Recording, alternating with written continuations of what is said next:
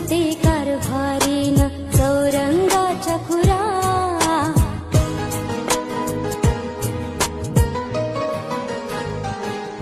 नाव गणाचं गोंदायचं आणि सुखानं नांदायचं.